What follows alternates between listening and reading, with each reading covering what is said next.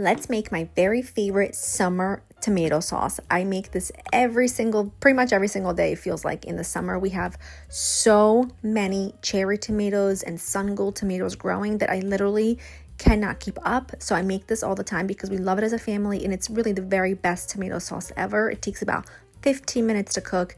It is so delicious. It's just sweet and savory and phenomenal. I just went out into the garden and I grabbed a little basket full of colorful tomatoes, and I came back into the kitchen and got to cooking. I just take my tomatoes and I cut them in half or quarters if they're really big, but typically just in half. And then to make the sauce, you need very few ingredients.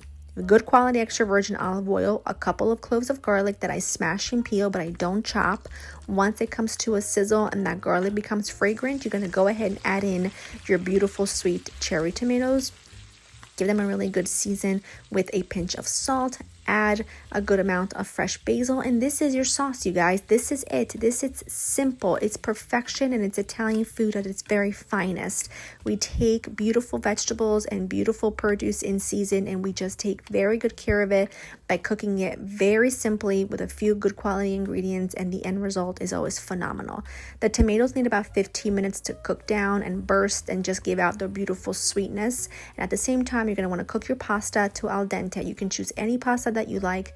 Once the tomatoes are ready and the pasta's ready, unite the two with a really good heavy handful of Parm or even pecorino if you like, and then just stir everything together, cooking it together for about a minute or so, or until that pasta absorbs the sauce and it just becomes so glossy and delicious. And I'm telling you, it is one of life's greatest pleasures. I don't know how any other ways to really describe it other than to just say it is one of the best tomato pasta dishes of all times. Recipe in the caption for you. Hope you make it, hope you love it, and I will see you in the next one. Bye bye.